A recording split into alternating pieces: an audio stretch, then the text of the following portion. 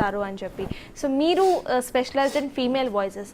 నాకు female voice అయితే set అవుతుంది అని ఎప్పుడు అనిపించింది? మామూలుగా మా కజిన్ సిస్టర్ని సేమ్ వాయిస్ అనిపించేది 10th క్లాస్లో. సేమ్ అదే వాయిస్ అని మా ఇంట్లో ఉన్న తర్వాత ఈ కోర్స్ చేస్తున్నప్పుడు నాకు వాయిస్ చేంజ్ చేస్తే బాగుంది అని చాలామంది అంటున్నారు. అట్లా కోర్స్ చేసిన తర్వాత దాంట్లో డిఫరెంట్ వాయిసెస్, ఇప్పుడు వాల్యూమ్ కానీ పిచ్ ఉంటుంది కదా, ఆ పెంచినట్లయితే ఉదాహరణకు మంచు లక్ష్మి గారు వచ్చి ఆవిడ వినాయక నిమజ్జనం గురించి చెప్తే రోజా గారు వచ్చి మాట్లాడితే ఎట్లా వాయిస్ చేంజ్ చేసి, హాయ్ అండి this is Manchu Lakshmi, corona కాదది corona, are should be rolling, కింద పడి దొరలాలన్నమాట.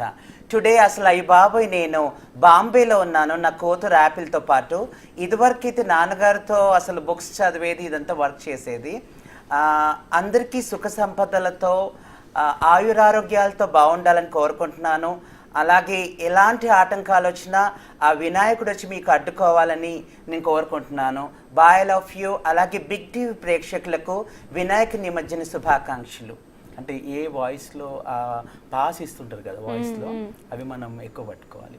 అలాగే రోజా గారు ఆవిడ ఒక పొలిటికల్ లీడర్గా ఉన్నప్పుడు, లేదంటే జబర్దస్త్లో జడ్జిగా ఏ విధంగా మాట్లాడుతుంది, ఒక పొలిటికల్ లీడర్గా ఉన్నప్పుడు ఒక సభలో మాట్లాడుతున్నప్పుడు, అంటే అమ్మ ఒడి అంటే ఆంధ్రప్రదేశ్, ఈరోజు వైఎస్ జగన్మోహన్ రెడ్డి గారు రాష్ట్రాన్ని అభివృద్ధిలోకి తీసుకొచ్చారు అని అంటే, మేడం మీరు జబర్దస్త్లో సుధీర్ మీ స్కిట్లు చంటి ఉంటే బాగుంటుందేమో. బిగ్ టీవీ ప్రేక్షకులకి మరి చక్కగా ప్రతి ఒక్కరికి వినాయక నిమజ్జన శుభాకాంక్షలు. అలాగే తెలంగాణ రాష్ట్రంలో ఉన్న ప్రతి ఒక్కరికి, ప్రజలందరికీ తెలంగాణ ప్రజాపాలన దినోత్సవ శుభాకాంక్షలు తెలియజేస్తున్నాను. Thank you so much.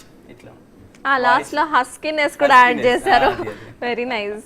అంటే ఇప్పుడు ఒకళ్ళేమో కొంచెం ల్యాక్ చేసి చెప్పటము, ఇంకొకళ్ళు పాసెస్ ఎక్కువ తీసుకోవటం. సో ఎవరైనా మాట్లాడుతున్నప్పుడు వాళ్ళ వాయిసెస్ లో వాళ్ళు ఏంటి ఏం చేస్తున్నారు అనేది అట్లా అబ్జర్వ్ చేసి, ఆర్టిస్ట్ కి తప్పనిసరిగా అబ్జర్వేషన్ ఉండాలి. నేరళి వేణుమాధవ్ గారు ప్రత్యేకంగా చెప్పారు, మా కోర్స్ కూడా పెట్టారు. వేణుమాధవ్ గారు మా గురువు గారు, అందరికీ ఆది గురువు గారు అనే మిమిక్రీ కోర్స్ ఎస్టాబ్లిష్ చేశారు.